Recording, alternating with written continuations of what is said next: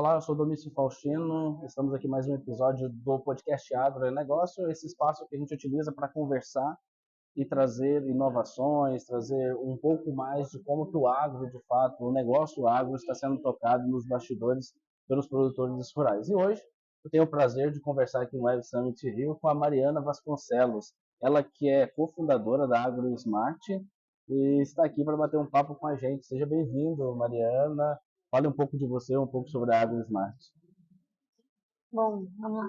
Primeiro, prazer estar aqui, super feliz de ter esse diálogo. A gente sempre gosta de falar de agro e num evento de tecnologia, que legal que a gente tem esse espaço. Eu sou produtora rural do sul de Minas Gerais e comecei a AgroSmart há quase 10 anos atrás, buscando apoiar o produtor a tomar melhores decisões em campo a partir de dados. Tudo que a gente mede, a gente consegue gerenciar. Então, a gente começou a gerar dados do campo, criando a maior rede aí da América Latina de produtores e de sensores para apoiar tanto decisão no dia a dia, agronômica, entendendo o microclima e tomando melhores decisões de plantio, pulverização, irrigação, manejo de pragas e doenças. E mais recentemente a gente lançou um produto focado na indústria. Então, entendendo o índice de preços e risco climático, daí não só para o agro, mas por todas as economias que são afetadas por clima. Legal. AgroSmart hoje ela é um sistema de monitoramento de lavouras. Como que isso impacta diretamente a vida como vocês estão trabalhando, impacta e como que vocês estão trabalhando para levar essa solução até o pequeno produtor rural? Tá, vamos lá. Tudo começa na Booster Agro. A Booster Agro é nosso aplicativo gratuito. Qualquer produtor pode baixar, cadastrar a sua área e ele começa a ter uma comparação de previsão do tempo. A partir da previsão do tempo, ele pode apoiar várias decisões, como qual é o melhor momento para pulverizar, para plantar. Ele tem um caderno de campo que ele começa a fazer a documentação das atividades no dia a dia. E a gente tem uma comunidade, então a gente sempre roda benchmarks entre os produtores. Então, o produtor quer saber se ele está bem na região dele, para a cultura dele, de quanto ele está produzindo. Então, a gente traz a produção, está na média, está melhor, está pior. Ele quer entender preço, estou vendendo bem a minha produção? A gente traz na sua região, preço médio que os produtores estão vendendo é tanto. A gente constantemente estimula essa troca entre os produtores. O segundo produto é o Booster Pro. O Booster Pro é onde a gente tem essa rede de sensores, estações meteorológicas, programas digitais. O produtor pode ter na sua fazenda ou usar os dados da rede, os sensores, e aí ele tem uma gestão um pouco mais profissionalizada. E esse produto ele gera até 20% de aumento de produção, 40% em média de redução de custo de insumos e energia e até 60% de água.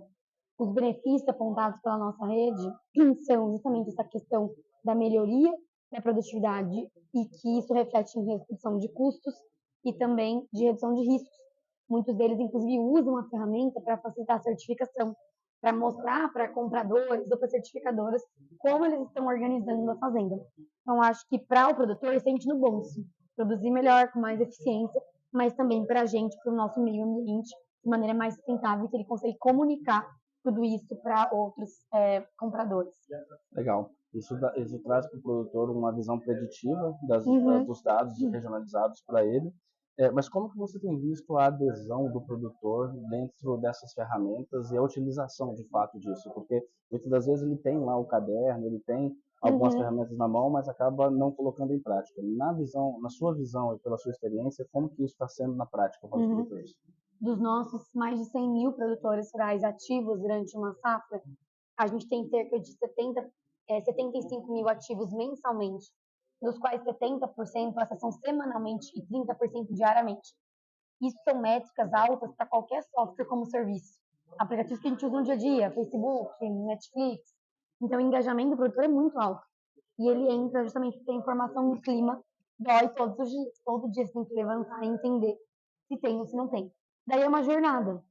Então, o produtor ele começa a ter dado para depois começar a entender a inteligência que deriva desse dado e incorporar no dia a dia. Então, a gente diz que quem está com a gente faz 8 anos, né, tá diferente de quem tem 1 ano. Então, geralmente, o produtor começa em uma coisa. Vou fazer um manejo de irrigação bem feito. Agora eu vou ampliar. Agora eu vou focar na pulverização. Então, ele vai melhorando elementos da produção. Mas o engajamento é super alto. Mais de 90% dos nossos clientes ficam ano após ano, aí já quase 10 anos. Hoje tem alguma região específica do país que tem uma adesão maior por essas ferramentas? E tem alguma cultura específica? Como que está isso na plataforma? A gente trabalha com 90 cultivos, tem uma dominância de grãos e cereais, logo seguido de café, cana, frutas. Então, eu não diria que tem uma super clara predominância.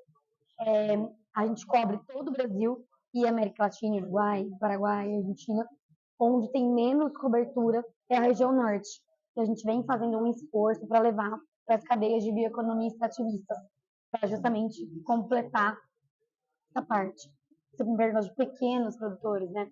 Desses 100 mil, 43 mil são pequenos produtores abaixo de 50 hectares. Eles também conseguem se beneficiar, tanto começando pela ferramenta da Booster Agro, quanto aproveitando da rede de sensores que já existe, não necessariamente ele precisa ter o sensor. E uma das maneiras que a gente vem atuando para crescer cada vez mais para esses pequenos é através de projetos com cadeias de suprimentos, seja na cadeia do café, com a sucafina, por exemplo, ou com o açaí na região amazônica. Então, essas empresas ajudam a gente a chegar na cadeia de suprimentos. Legal.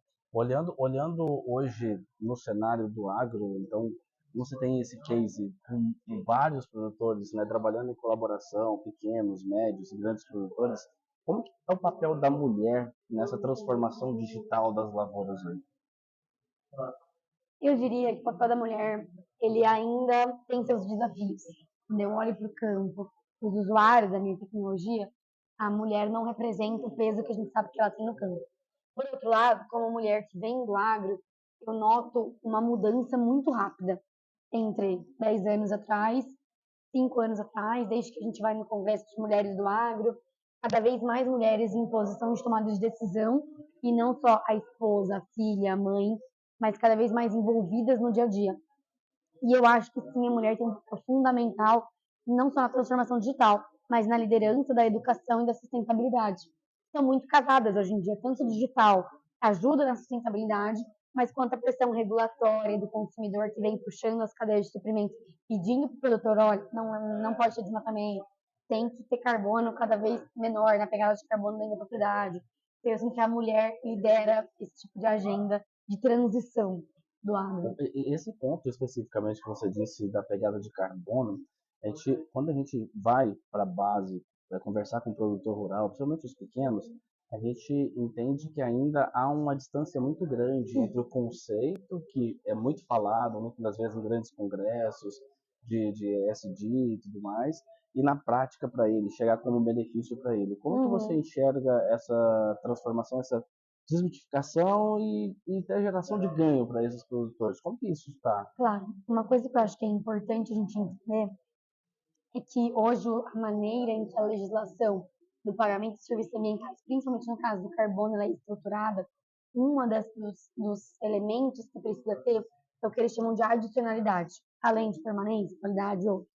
Então, significa que você não pode estar fazendo uma prática e tem que começar a fazer uma nova prática. Que, por tabela, acaba não beneficiando eventualmente um produtor que já está fazendo a coisa certa. Dito isso, para um produtor ter acesso a um pagamento por serviços ambiental de crédito de carbono, ele precisa fazer parte de um projeto. Então, um desenvolvedor de projeto, muitas vezes amparado por grandes corporações, cria um projeto e recruta produtores. Então, tem muita oportunidade no mercado para produtores que querem fazer parte de um programa de carbono. Ele tem que entrar no programa antes. Ele não pode simplesmente sair fazendo e depois achar que vai receber. Não vai receber. Então, ele entra para um programa, porque aí a gente faz o diagnóstico da linha de base, de como é que é o cenário hoje, para contar essa questão da adicionalidade, de como que ele reduziu o uso da energia, do fertilizante nitrogenado, que é o que vai fazer o efeito da geração do crédito. Então, ele precisa buscar um parceiro para poder entrar para programas. E nós, na AgriSmart, a gente está conectando esses produtores a esses projetos. Não só de carbono, mas, por exemplo, de água. Então, nós estamos conectando empresas que precisam trazer neutralidade de água, empresas de data center, empresas de agroindústria, que tem uma grande necessidade de água na fábrica, com produtores irrigantes que estão fazendo a economia pelo manejo de irrigação. Acho que esse é o primeiro conceito. O segundo é, existem outra linha de pensamento que não necessariamente precisa ser um crédito de pagamento por serviço ambiental, pode ser um premium. O premium ele é um pouco mais acessível. O premium está um pouco mais disposto a recompensar alguém que já é bom, que já tem uma certificação, mas aí o produtor precisa conseguir mostrar Então, como é que eu demonstro essa rastreabilidade das minhas práticas dentro de casa para eu receber um premium, um pagamento pelo meu produto? Ele já é embarcado na diferenciação de precificação. Ele consegue vender um grão, seja um café, seja uma soja, mais caro do que outras que estão no mercado, porque ele consegue trazer essa camada de rastreabilidade. E aí, da mesma maneira que os créditos de carbono, as indústrias estão montando também seus programas de sustentabilidade. Que, em geral, trazem esses prêmios embutidos. Legal. Falando de rastreabilidade, a gente, inevitavelmente, a gente não tem como falar disso, não passar por um caminho de gestão de relacionamento com o produtor, né? As empresas, tanto as indústrias quanto as distribuidoras de insumos, principalmente, têm investido muito nisso. Até que ponto isso conecta com a plataforma de vocês para dar essa visibilidade para o produtor? Claro. A gente tem as duas linhas. Tanto a gente trabalha com o produtor diretamente, a gente ajuda ele nessa jornada, e aí a gente conecta ele com os nossos parceiros, sejam bancos, sejam indústrias de insumos ou indústrias traders, que estão buscando produtores para esses programas, como também a gente às vezes trabalha diretamente com uma corporação. E aí a gente vai juntos buscar os produtores. Vamos recrutar produtores para esse programa, a gente olha primeiro para a nossa base, do que já existe lá dentro, e se precisar complementar, a gente busca no mercado em parceria. Mas eu acho que essa leitura da integração do sistema agroalimentar, que vai desde a indústria de insumos, passa pelo produtor, passa pelas cooperativas, revendas, né? Os traders, é muito importante. A gente tem que não deixar ninguém de fora dessa mudança. Então, mesmo o produtor que às vezes não é cooperado, como é que a gente cria esses clusters de conexão, seja via comunidade, o benchmark, ou seja na conexão com o outro lado da cadeia. Legal. Para a gente ir caminhando já para a reta final aqui do nosso bate-papo, tem dois assuntos que geralmente se fala muito, principalmente falou muito no Web Summit Rio do ano passado, essa ideia de comunidade e, como você falou, dessa rede de colaboração. Eu queria que você falasse um pouco disso também, desse conceito de comunidade, como que o agro tem se organizado dentro desse novo conceito e o papel da inteligência artificial dentro de todo esse mecanismo de dados aí. Então, esses dois assuntos, qual é a sua visão e como que a AgroSmart está trabalhando em cima desses dois assuntos para levar mais tecnologia, inovação e esse tema da atualidade para o agro? Claro. Eu acho que pensando de comunidade, nós somos o agro, a gente vem do agro e faz para o agro. Então, nós também somos parte da comunidade. Não é só a gente servindo um produtor, nós somos produtores também. Então, a gente está ali tratando de volta igual. E quando que a gente troca informação, como é que a gente usa o dado a nosso serviço para que a gente melhore? A gente confia muito num conceito que chama efeito de rede. Você olha que o Facebook tá, o Instagram tá. Por que você posta uma foto no Instagram? Porque teu amigo tá lá e você quer que seus amigos vejam o que você está fazendo. E você entra no Instagram porque você quer ver o que seus amigos estão fazendo também. Então, a gente usa esse mesmo conceito de que, como você entende que vai afetar a sua fazenda? Geralmente está chegando uma doença, um evento climático adverso, não é só você que está sendo afetado. Tem pessoas ao redor. Como que eu descubro se os meus vizinhos, as pessoas que não têm a cooperativa? Muito disso rolava offline. Como a gente traz isso para online? A gente troca em mais velocidade. Então, a gente estimula o compartilhamento das informações por parte do produtor para criar esse efeito de rede e esse fortalecimento desse senso de que estamos juntos para enfrentar os desafios do clima, né? O segundo, já a inteligência artificial, a gente usa ela em diversas camadas. A primeira camada é na construção dos algoritmos. Porque, como eu comentei, a gente investiu muitos anos construindo essa base de dados desses 48 milhões de hectares que a gente trabalha hoje. Esse é o primeiro passo.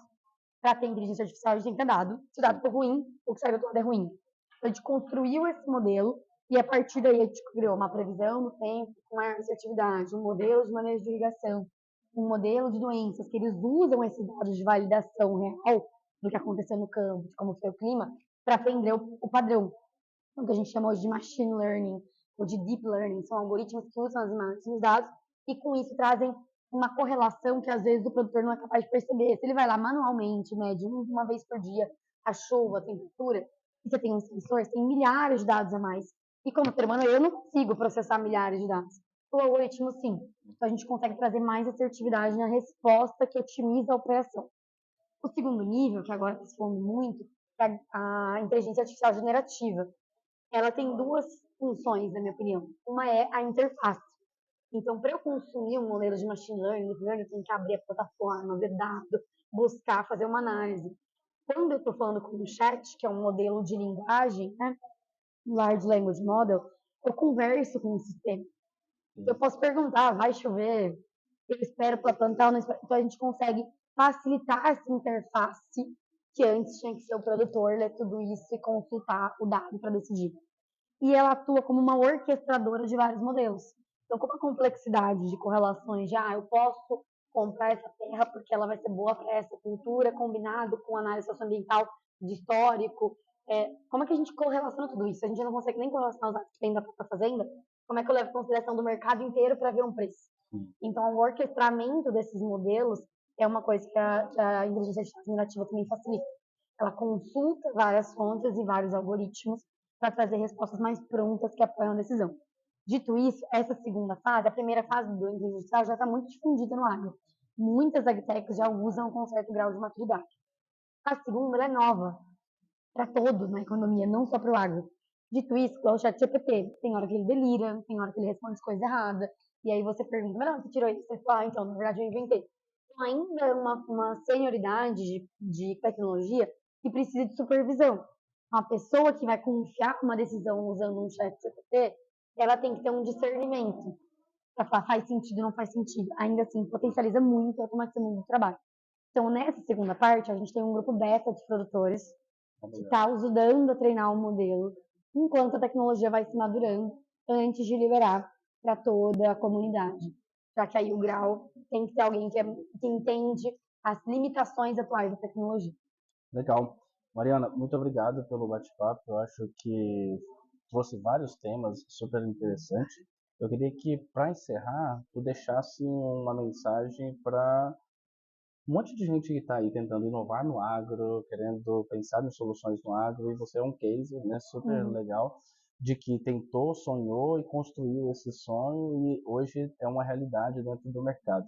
Deixar uma mensagem para essas pessoas, principalmente, e encorajar também que as pessoas façam parte dessa comunidade para a gente conseguir gerar mais dados e levar mais inteligência para a nossa agricultura, que já é super potente, mas com mais inteligência a gente vai produzir mais, mais sustentável e gastando menos. Bom para todo mundo, para posicionar o nosso país, para a gente abrir novos mercados, com certeza. Eu acho que começando com a parte de empreendimento, eu acredito que a gente tem que ser apaixonado pelo problema, porque a jornada de empreendedorismo é muito difícil. E existem várias maneiras da gente resolver. Muitas vezes as pessoas querem empreender para usar a inteligência artificial generativa. Há 10 anos atrás era outra tecnologia, daqui a 10 anos vai ser outra tecnologia. Então isso muda. Porque a gente precisa se importar o que eu quero resolver, qual que é o problema que eu amo e que me recompensa, né, que é o nosso propósito. Porque senão, nos altos e baixos de qualquer jornada empreendedora, a gente desiste. Acho que esse é o primeiro passo de, ser muito apaixonado pelo problema, estar aberto e flexível para se adaptar às mudanças do mercado e do consumidor. Nada que a gente começa criando, a AgroSmart começou com um sensor, virou de irrigação, virou de clima. A gente foi fazendo várias mudanças no nosso modelo para se adaptar ao que o mercado estava pedindo para a gente. Acho que isso é muito importante e eu vejo o produtor rural como um empreendedor, né? Que está lá, que quer produzir, que tem um desafio, que é produzir, alimentar o mundo, e ele acha a cultura certa, o modelo certo de agronomia para poder atender. Para fazer parte da comunidade é muito simples, baixar lá, entrar no aplicativo da Busteragro, começar a documentar os dados da fazenda. A gente adota a lei de privacidade de dados, a gente não abre dados de quem é, mas a gente usa esse coletivo dos dados agronômicos e climáticos para beneficiar todo mundo da comunidade e aumentar a competitividade no mercado.